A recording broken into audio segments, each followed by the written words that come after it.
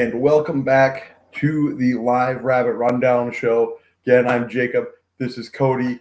We're here, bringing you our final live show of the Summit League tournament with a big championship win. Everyone that was at the game or was watching on TV saw the game, saw the win, and we're now, getting ready to go dancing. Yeah, let's freaking go! What a win for the Jackrabbits in this one.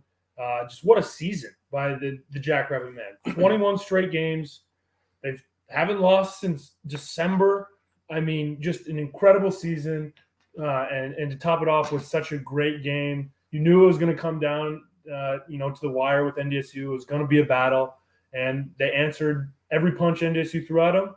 And they punched back. And, they proved why they're the best team in the Summit League and one of the best mid-majors in all of college basketball. For sure. And, I'm going to read through the stats here quick for, SDSU, who did what. But we're going to go through some individual performances tonight. There's some guys that we can't not spend hours talking about tonight, the way they played. But we're going to start out here. Doug Wilson started out leading scorer, MVP of the Summit League tournament, scored 21 points on 9 of 18 shooting. Zeke Mayo, huge game for him, 12 points, 11 points for Baylor, 15 for Charlie Easley. Huge game for Charlie. Alex Arian with a solid 10 as well. Only 6 bench points this game. A couple injuries, big minutes from the starter, something they haven't really done all year. But, just big performances from, a couple guys, especially, Doug played big. But, a couple unsung heroes, Zeke, Charlie, huge games. Alex, again, the vet. Baylor hit a huge 3 to end the, to really help keep things going there. I guess, Cody, where should we start with all this? I'll let you kind of take it away. Yeah, I mean, I think just going into some of these individual performances, Doug played like a former Summit League player of the year, the best player in the Summit League probably right now. And he dominated the game in the post, especially at the beginning. Nothing was coming easy. They weren't calling fouls, but they kept battling and he was going at it. And, if you look at the posts from NDSU, Rocky had 4 points. Grant had 11. Like, he dominated down low. And you could tell from the start how bad he wanted this one.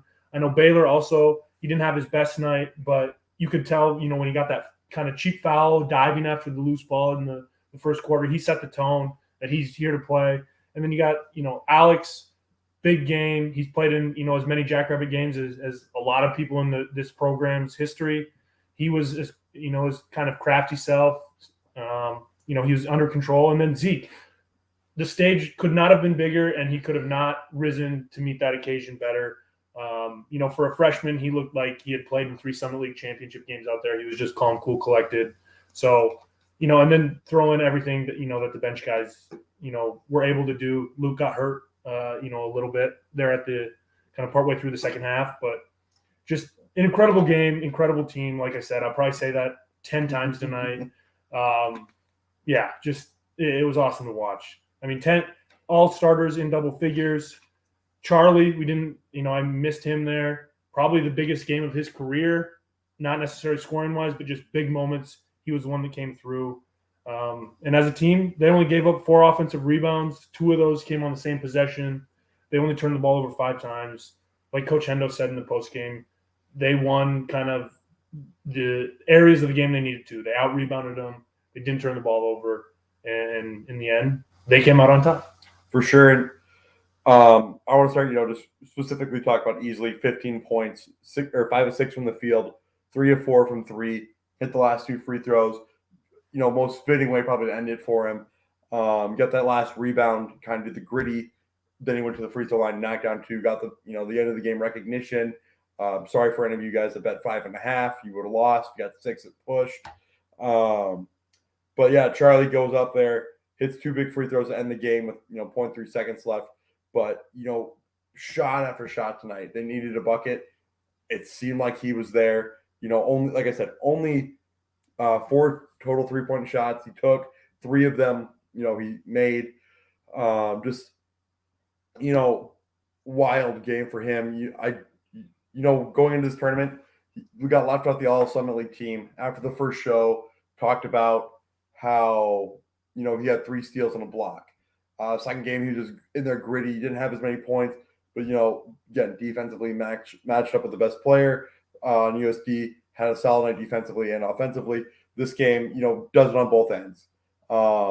Big pull-up shot from the free throw line right there in the game. Then goes down, draws a charge, gets the ball right back. There's not enough good words you can say about Charlie Easley. We kept calling him Good Luck Chuck all weekend because every time he seemed to be making a play. You're calling him Good Luck Chuck. Yeah, that's why I'm calling him Big Huck Chuck because he makes big shots in the big moment. Yep. But yeah, I mean, I had just in the notes I took in this game, I had Big Huck Chuck written down like 3 separate times just because when they needed a bucket, he was able to provide it. And I think that's one thing this team has done all year is when other teams have gone on runs, they've been able to keep them to 7 points, maybe 8 points, and then they respond with a run of themselves. And they've been so consistent and so good at not letting any games get away from them and just being in control. And that's a testament to, probably how well connected they are as a team and how well coached they are and just how much they wanted it for each other. No, for sure. And, Zeke, another big performance. He had 2 clutch free throws to really help separate again. Had a nice little pull-up, mid-range jump shot to put him up 4. Just for a freshman, like you said, could not have been a bigger stage. And he answered the bell. 0-4 from 3, but overall, 12 points from a freshman in his first game. The weight of the world really on the Jackrabbits at that point. Had won 21 straight or something like that at that point. Going into the championship game, they're the favorites. They need to win. They need to get that monkey off their back. The freshman comes in.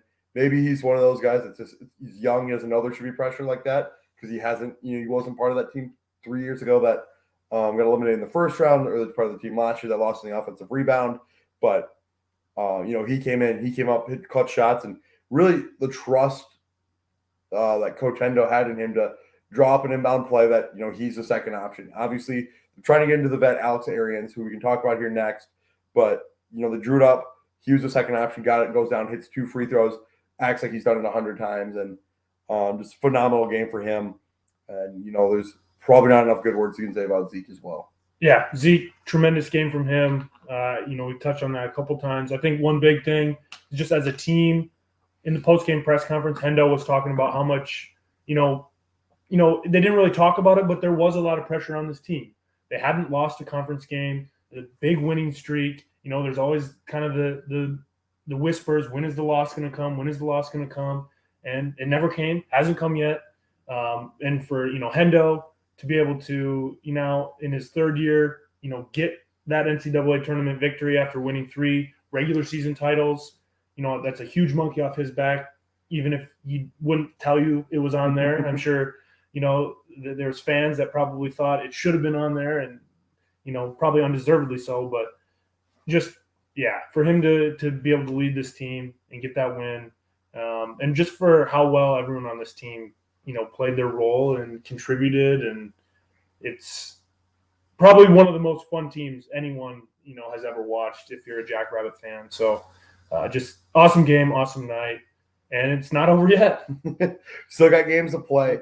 Yeah, like you said, it's just a lot went into this weekend for the Jackrabbits. So much pressure. Guys like Alex Arians stepped up. I think I said it before the game or during the game. I believe Alex Arians started each game with the first basket for the Jackrabbits. Just the veteran presence he brings. He and Dentling are the only 2 players that were on the team the last time they made the championship or made the tournament. They didn't play with those teams, but they were on the team, so they were kind of the leaders.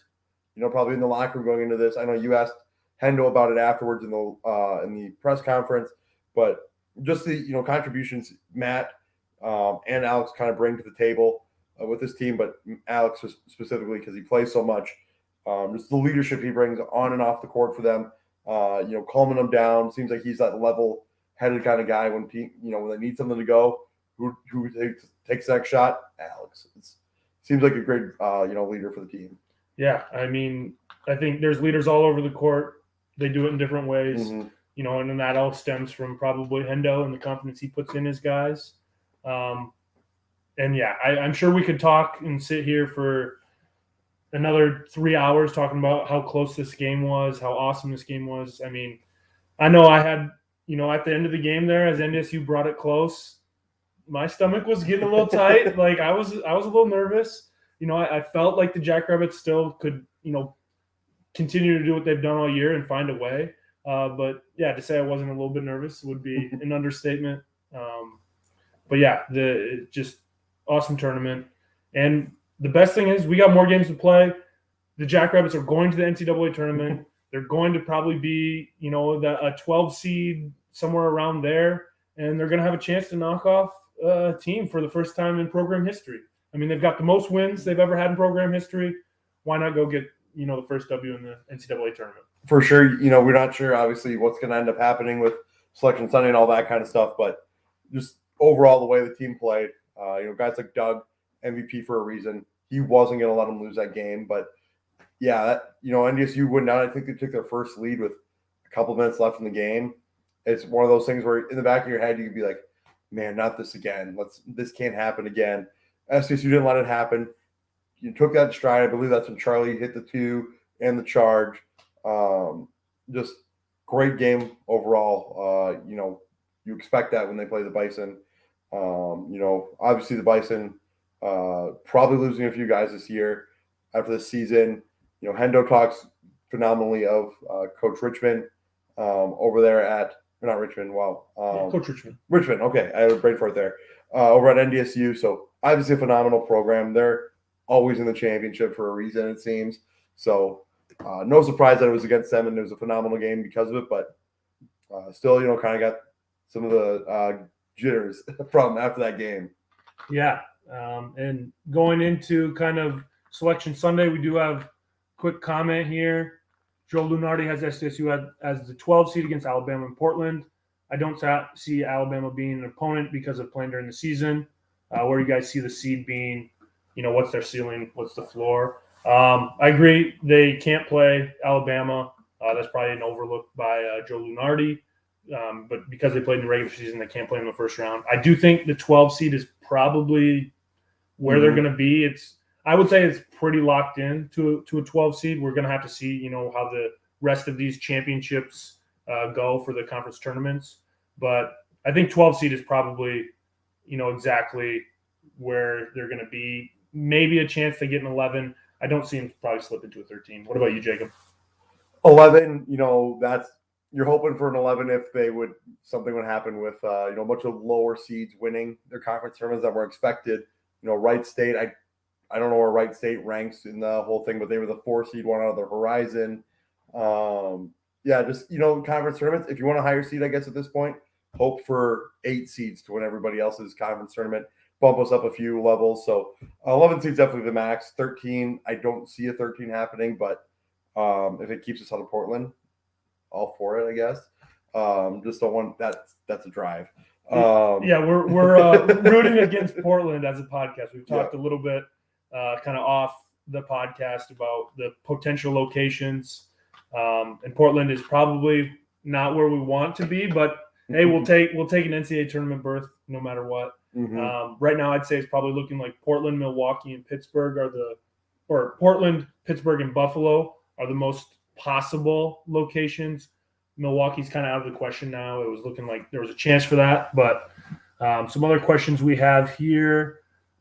Could you talk on how special this team is and how they have all the pieces they need to make a deep run? I'm assuming you're talking about NCAA tournament run.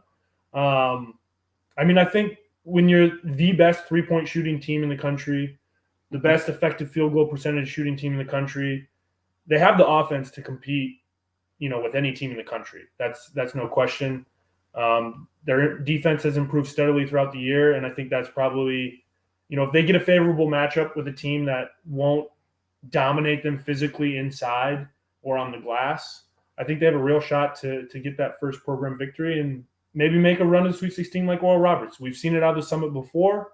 They have multiple players like a Max Asmus and Kevin O'Banner that can kind of take over games if they need to. And they've won 21 games in a row. It's the most in the country right now. So hard to say that there isn't a chance that they, make a 1 or 2 game run. Anything deeper than that, that's just kind of icing on the cake at this point. But we'll take it, as a coach speak would say, 1 game at a time. Yep. And, talking to pieces, you obviously hope. We saw Luke Apple only got 10 minutes tonight. Got hurt sometime in the first half. I believe tried to cut it out a little bit. Second half, didn't come back into the game. Obviously, you want a guy like that back for that run because, him, Doug, Matt, they play off each other so well. 3 different big men, all play with different skill sets. Luke's kind of that bruiser down low that they need. So hopefully Luke's back. Obviously, they trust Matt. Matt started this year.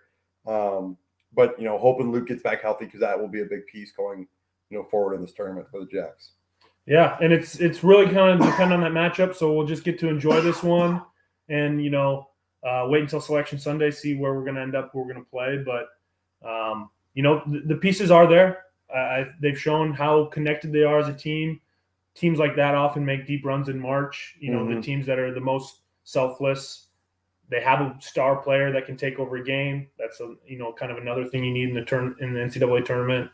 And it's they're going to be a popular, trendy upset pick, I think, especially if they get that 5-12 matchup. So they'll probably have a lot of fans rooting for them. Pseudo fans that are joining the bandwagon. But yeah, it's always great when you make the tournament. It gives everybody else in the country a chance to see the Jackrabbits play, see the style of basketball. I think SDSU, as we all know, has a very fun style of basketball to watch. They really embrace this environment today. Hopefully, when they go to the tournament, I think there'll be a lot of SDSU fans that follow. Hopefully, the fans there.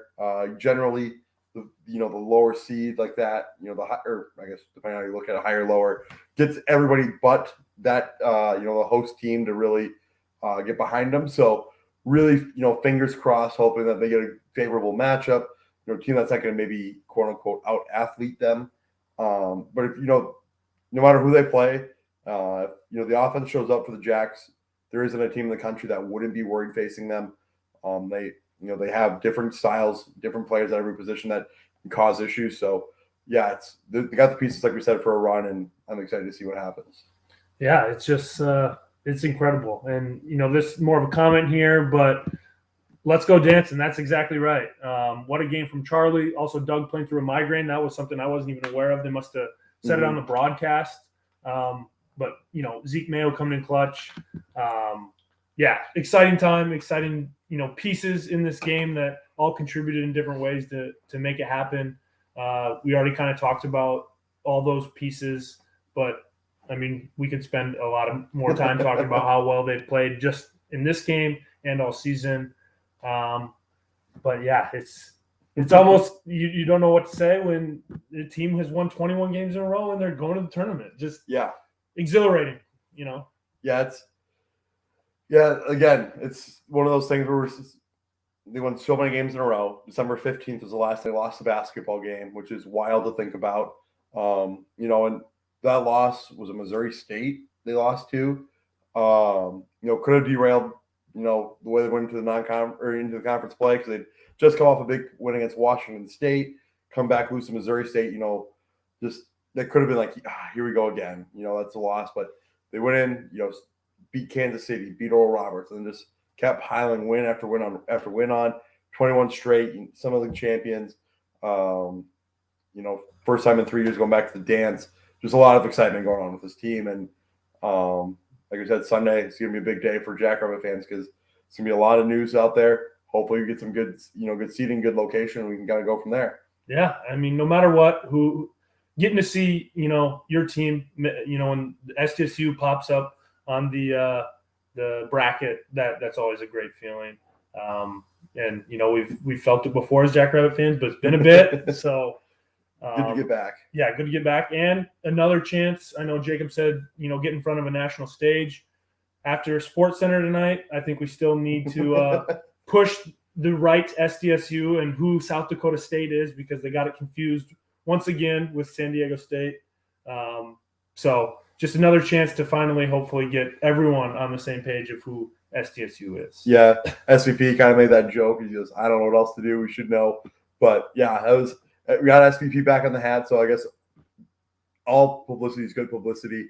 They throw San Diego State up there again. San Diego's a city, not even a state, whatever. But, he wore the net hat still, so probably keeps that under his desk just in case that things like this happen. And threw it on. It was great. So good to see, SCP. Hopefully he's going to be out there picking SDSU in his brackets. Maybe we'll be pulling somebody on to talk about him. But yeah, it's exciting time. National stage SDSU here, and I think we're all excited about that. Yeah, and kind of a weird transition, I guess. There's not too much else to talk about with the men's game. Obviously, it was an awesome game. Women's game earlier today. It was a great environment. Me and Jake were both there. And it just didn't quite turn out how we wanted it to. It was a hard-fought game, extremely physical. Mm-hmm.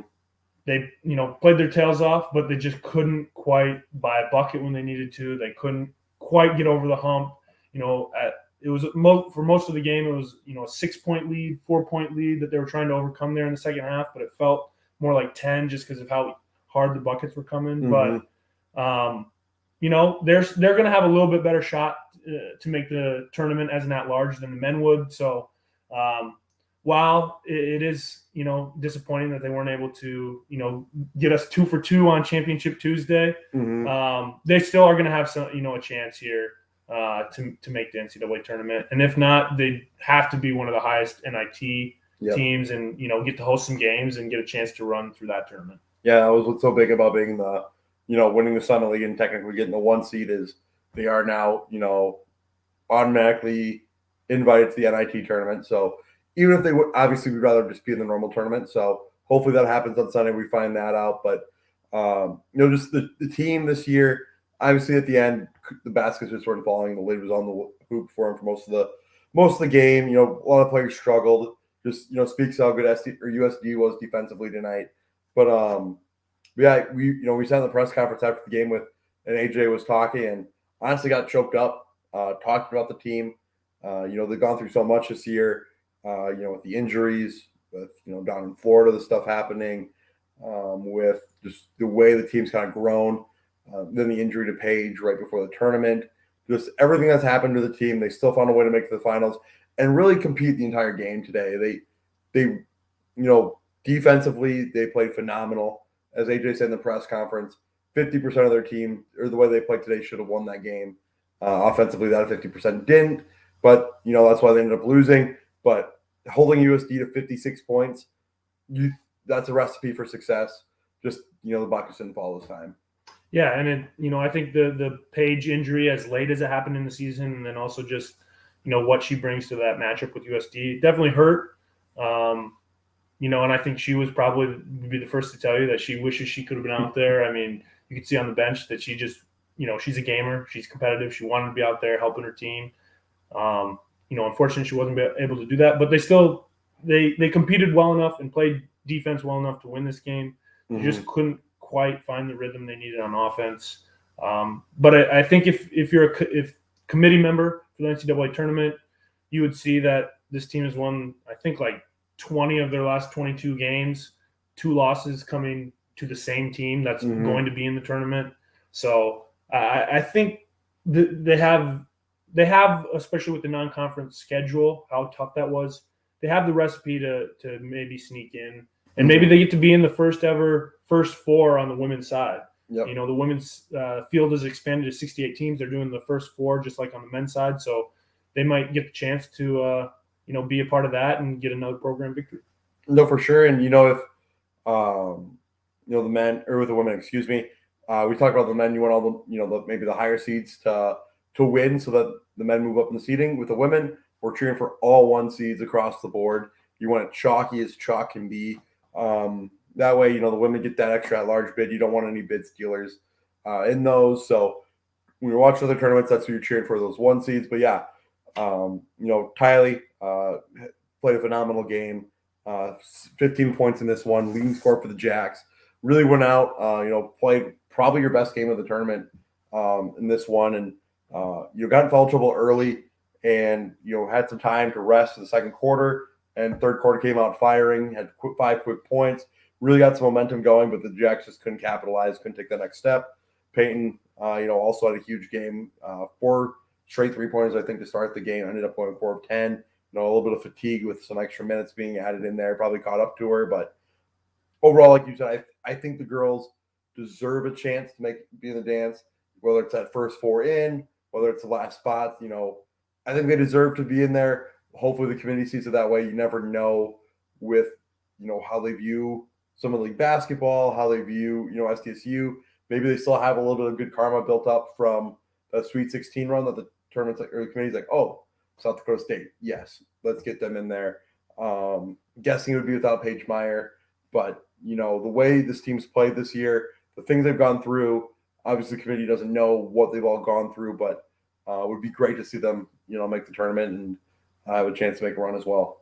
Yeah, and with the men, we're waiting for seeding, seeing where we're going. The women, it's just probably an anxiety-filled next couple days, waiting to see if they're going to get in.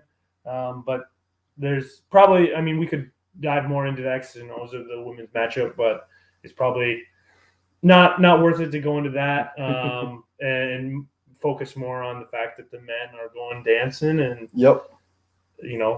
It was a lot of positives out of today, no matter what. Yeah, exactly. Great atmosphere the entire weekend. SDSU fans really showed up.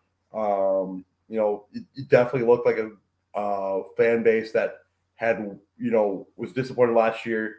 They weren't allowed to attend this year. Really filled up the Premier Center every time SDSU played.